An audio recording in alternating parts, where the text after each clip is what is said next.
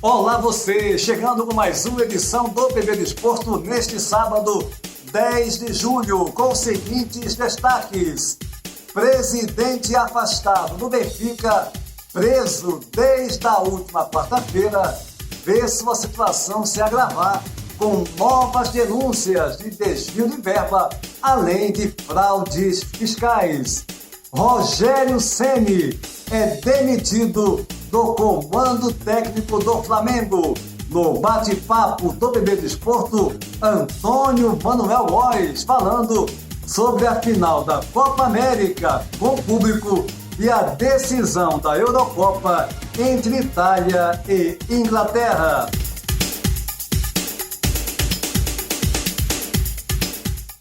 Antes de mais nada, convidando você para se inscrever no nosso canal, deixar o seu like e compartilhar os nossos vídeos em suas redes sociais. E o técnico do Flamengo, Rogério Ceni, ex-técnico, foi demitido na última madrugada em comunicado da diretoria do Flamengo. Vamos abordar esse assunto e outros mais nessa edição do PB Desporto. De início, vamos para o nosso bate-papo, eu e Antônio Manuel Góes, no Rio de Janeiro.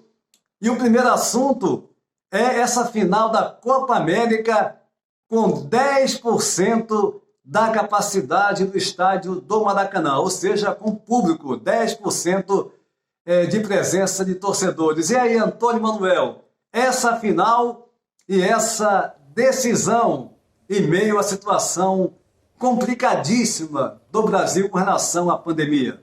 A Copa América da pandemia, rejeitada como sede por Colômbia e Argentina, acabou nos criticados gramados brasileiros e chega à final num Maracanã de piso recalchutado às pressas, depois de jogos disputados no também irregular Engenhão. Para além do Brasil de Neymar e da Argentina de Lionel Messi em campo, logo mais 9 da noite, ambas as seleções com sofrível desempenho num torneio que, a rigor, não despertou a atenção da maioria do país, um evento medíocre, se o compararmos com a Eurocopa, que amanhã tem sua final de gigantes entre Inglaterra e Itália no tapete de Wembley. O principal tema nesta decisão da Copa América é a presença de torcedores no estádio. A 38 horas da partida de logo mais, Prefeitura do Rio de Janeiro, Conmebol e CBF acertaram nessa sexta, 9 da manhã, a presença de 7.800 espectadores, todos convidados, correspondentes a 10% da capacidade do Maracanã e com distância individual de 2 metros para impedir a aglomeração. Sem bilheteria, diante do caráter de reduzido público convidado, o detalhe principal, além de comprovante da segunda dose da vacina, os convidados terão que apresentar teste RT-PCR negativo, realizado 48 horas antes do jogo, equivalente a 9 da noite dessa última quinta-feira, dia 8. Ainda que a Conmebol via CBF cuide de distribuir pacotes de ingressos através de empresas e instituições, entendo impossível garantir o contingente de 10% de torcedores no estádio Mário Filho. Afinal, os organizadores do evento só dispuseram na prática entre ontem e hoje de 36 horas para encontrar 7.800 pessoas devidamente vacinadas e selecionadas para o convite, todas portadoras de teste negativo para Covid, realizado até 21 horas da última quinta-feira. A considerar por óbvio o rigoroso cumprimento da regra sanitária, em cenário aqui no Rio e no Estado, com registros de infecções e mortes por conta da variante Delta do novo coronavírus, Entendo que a intempestiva decisão de liberar a presença de público convidado, mesmo do limite de 10% da capacidade do Maracanã, repito, observadas as condicionantes da Secretaria Municipal de Saúde, terá sido mais um estrondoso tiro no pé da cartolagem negacionista que, sejamos francos, deveria ter cancelado a competição continental, realizada justo no Brasil, onde mais de 500 mil de vítimas já sucumbiu com a letalidade do vírus. É o que penso. Essa Copa América, Antônio Manuel Góes, é uma verdadeira aberração. Um absurdo, uma afronta você realizar uma Copa América, ainda mais no Brasil, com a situação pelo qual o país passa mediante a pandemia. Com os números, mas agora melhorou. Né? Agora, de 2.000, nós temos apenas 1.500 óbitos. Isso é uma ofensa, isso é um absurdo total. Mas, enfim, é o fruto da realidade por qual o Brasil passa com esse governo.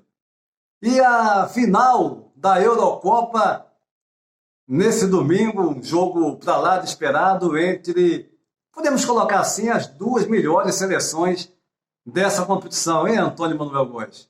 Em outra realidade de vacinação em massa, ainda que sob a continuidade de intensas prescrições sanitárias, o estádio de Wembley, em Londres, recebe nesse domingo a decisão da Eurocopa entre Inglaterra, dona da casa, e a Itália, ressurgida das cinzas desde a patética eliminação para o Mundial da Rússia em 2018.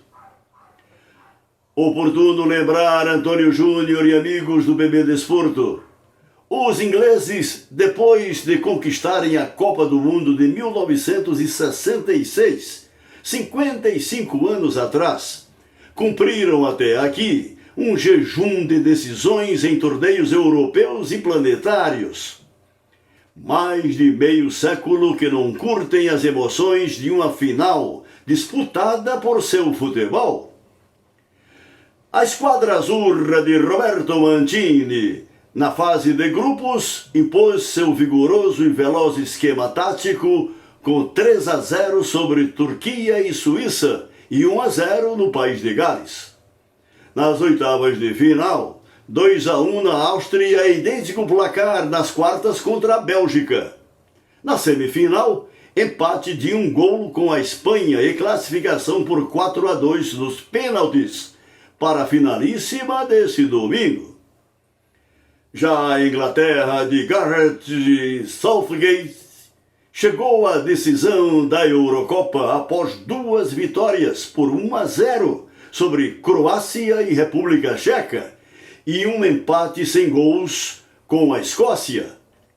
Os companheiros de Sterling e Harry Kane impuseram-se com propriedade sobre a Alemanha por 2-0 nas oitavas e atropelaram a Ucrânia por 4-0 nas quartas de final, passando pela Dinamarca na semifinal por 2-1, num dos mais eletrizantes duelos da Euro.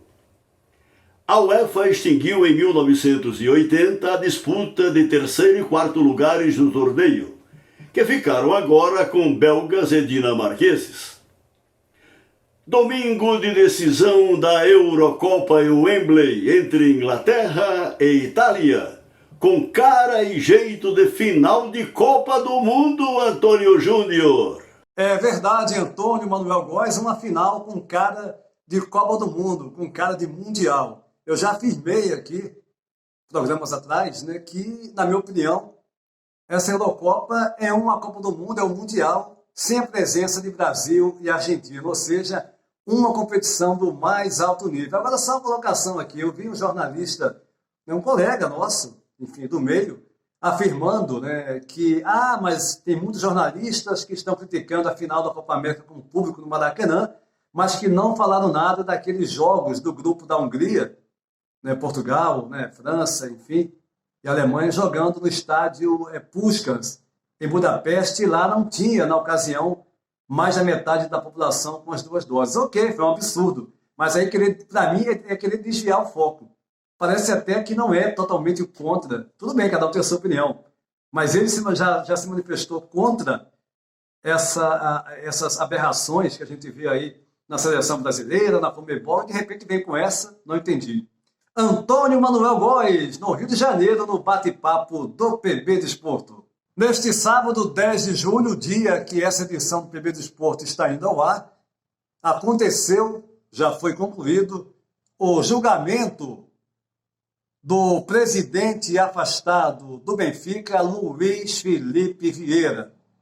Julgamento esse que ocorreu no Tribunal Central de Instrução Criminal em Lisboa.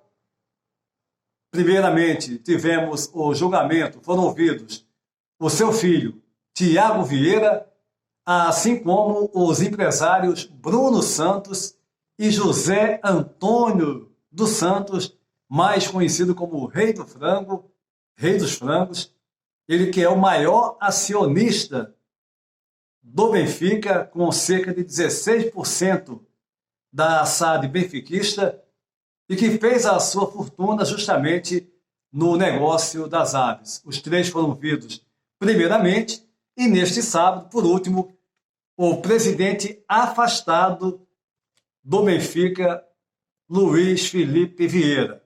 A expectativa é que tenhamos o anúncio das medidas coativas até o final da tarde deste sábado, aqui em Portugal. Em seguida, os advogados poderão pronunciar-se e, por fim, teremos a decisão do juiz. É bom lembrar que Luiz Felipe Vieira é acusado de fraudes fiscais, desvio de verbas do próprio Benfica para suas empresas, para negócios pessoais, no valor de 2.500.000 euros. E tem mais outros crimes. A verdade é que a situação do Vieira está muito complicada. O seu advogado afirmou há pouco que o Luiz Felipe Vieira respondeu todas as questões e que ele está confiante na liberdade do Vieira. Teremos informações logo mais no PB Desporto do Instagram. Iremos passar essas medidas coativas, enfim, a decisão do juiz nesse julgamento que, confirmo, foi encerrado. Começou às 9h15 da manhã, horário de Portugal, terminando às 14h15, ou seja, 5 horas de julgamento do presidente do Benfica, Luiz Felipe Vieira. Nessa sexta-feira, tivemos a posse do Rui Costa, assumindo a presidência do Benfica, seguindo aí o estatuto do clube, só que na mesma hora teve o protesto de dirigentes do próprio clube, associados também, dizendo que o Rui Costa não tinha moral para assumir o comando do Benfica, até porque ele fez parte da direção nos últimos anos, ou seja, para esses ele é suspeito. E estão convocando, inclusive, eleições para os próximos meses. Só uma correção aqui, quando eu falei Bruno Santos, é Bruno Macedo, né, o nome de um dos acusados que foram arguídos no final dessa semana, hoje confirmando o presidente afastado também, Luiz Felipe Vieira. Ou seja, Luiz Felipe Vieira, Bruno Macedo, Tiago Vieira, o filho do Luiz Felipe Vieira, e ainda o José Antônio dos Santos, o Rei dos Frangos, os 4 arguídos, e teremos informações, vou colocar essas informações no PB Desporto no Instagram, com relação ao anúncio, né, das medidas coativas e da decisão, por fim, do juiz, desse julgamento do presidente afastado do Benfica. A imprensa aqui na Europa noticiando também hoje, é o noticiário, a notícia mais importante, uma das mais importantes, tirando, é claro, a final da Eurocopa, porque o Benfica é um clube gigante, um dos grandes da Europa, e realmente essa situação aí chamando atenção e sendo noticiada por toda a mídia aqui na Europa. Se aqui em Portugal a notícia dos últimos dias foi a prisão do presidente afastado do Benfica, Luís Felipe Vieira, assim como seu filho e mais 2 empresários, no Brasil, nesse sábado, logo cedo, de manhã, logo cedo, a notícia do dia no cenário esportivo foi a demissão do técnico, ou melhor, o ex-técnico do Flamengo, Rogério Ceni, demitido através de comunicado do clube, que viralizou na internet, nas redes sociais, enfim. O Flamengo demitindo o Rogério Ceni, ele que assumiu em novembro de 2020, pouco mais de 8 meses, e apesar de ser campeão brasileiro, campeão da Recopa, enfim, campeão estadual, foi demitido, e a gente sabe muito bem que a pressão, não só no Rogério, é bom a gente colocar aqui a pressão que, após a saída do Jesus no clube, com tantos títulos, venceu praticamente tudo, começou a partir do momento da saída do Jesus e da chegada do Domi, que mesmo com mais de 60% de aproveitamento, sofreu perseguições nas redes sociais, os tais influenciadores, influencers do Flamengo, nas redes sociais, fazendo pressão, agindo como um torcedor age, né? O torcedor que você compreende até. Mas esses se dizem jornalistas, porque alguns deles têm diploma, inclusive, e se colocam como a mídia alternativa. Agora, vem cá, basta ter diploma para dizer que é jornalista? E a ética, a postura, a responsabilidade? Como é que uma pessoa pessoas, né, que tem esses canais, se dizem jornalistas, se eles passam por cima de tudo, da ética, do compromisso, agem como torcedores. Ah, não, o fulano não serve, nós é que vamos determinar o futuro do clube. A gente sabe muito bem que tem outras questões envolvidas, né? Outras questões envolvidas. Além disso, claro, os dirigentes do Flamengo, os vários grupos ali fazendo pressão também no Rogério, assim como aconteceu com o Domi. Na minha opinião, o Rogério Ceni, e ainda bem, né, que tem outros colegas que também vão nessa linha, porque muitos preferem ir no oba-oba, não questionam o lado positivo, apenas criticam. É lógico que todo técnico tem erros e acertos. Na minha opinião, o Rogério Ceni era um técnico ousado, que procurava colocar a equipe para frente, e claro que errou, mas no geral tinha muito mais aspectos, pontos positivos. Foi demitido e agora se fala no Renato Gaúcho. Aliás, na sexta-feira vazou um áudio que a gente vai agora colocar aqui. Já viralizou na internet, que a gente vai colocar aqui para ilustrar mais essa matéria com um componente, né, do clube falando coisas pesadas a respeito do Rogério Ceni. Cara, eu não consigo entender. Sou bem sincero pra você. Achei que ele ia cair ontem. Pensei que ele ia cair contra o Fluminense. O cara não cai. Não sei por quê. Estou esperando o errado. A gente vai sangrar em uma competição, tomara que não seja Libertadores, para tirar ele. Ou perder para Chapecoense no final de semana, que é improvável, mas poderia ser. Cara, ele é uma pessoa ruim. Não tem outra definição, não. A definição melhor não, é uma pessoa ruim. O cara é perdido, o cara faz merda, o cara critica os departamentos. Assim, ele não tem respaldo do pessoal de cima, deixa ele meio perdido aqui. Mas ele tá lá, cara, quase um ano já. Ele nunca se interessou em sentar com o pessoal da análise lá de desempenho, que é os caras de tática e tal, para ver quais são os processos, o que faz. Ele nunca se interessou em sentar lá no nosso departamento, virar e falar assim, gente, eu tô precisando de pessoas, tal, eu tô precisando de jogador, tô precisando de um cara assim, etc. O que vocês têm? Me ajudem. Ele só chega pra gente e fala assim, eu quero um jogador do Fortaleza. Aí a gente vira e fala, a gente tem um melhor. Não, eu quero um jogador do Fortaleza.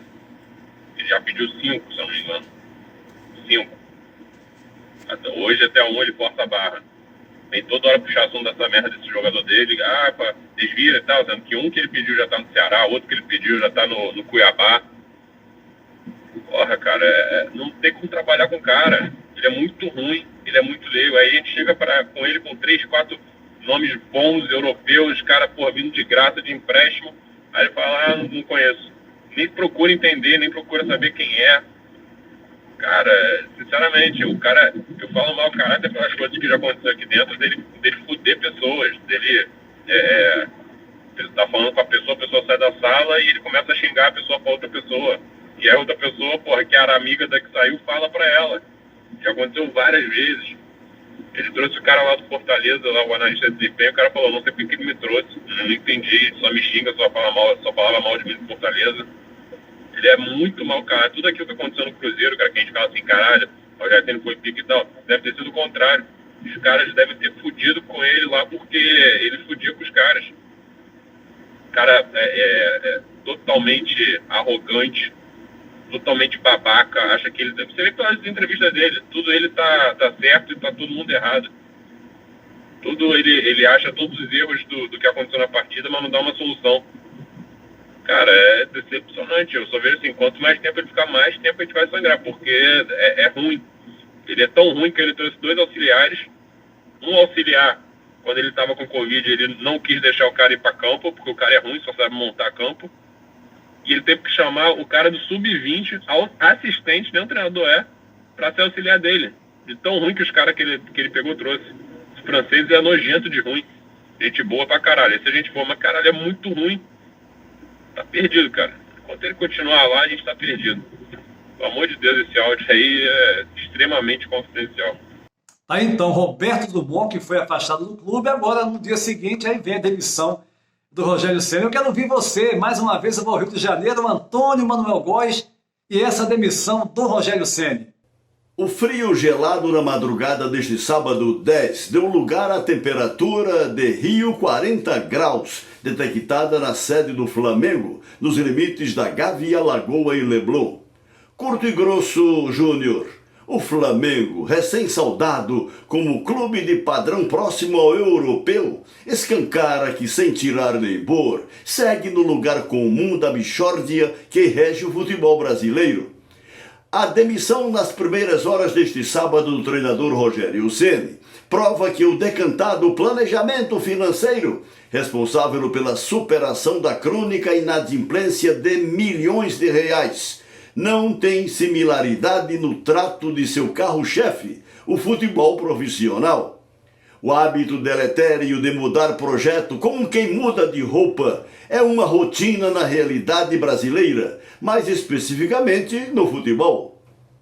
Já pensou se, por exemplo, o Liverpool, ganhador da Champions League no Mundial de Clubes em 2019, zerado em títulos no ano passado, mandasse embora o competente Klopp, bem assim o Manchester City defenestrasse o multivencedor Pep Guardiola depois de perder o torneio continental para o Chelsea este ano?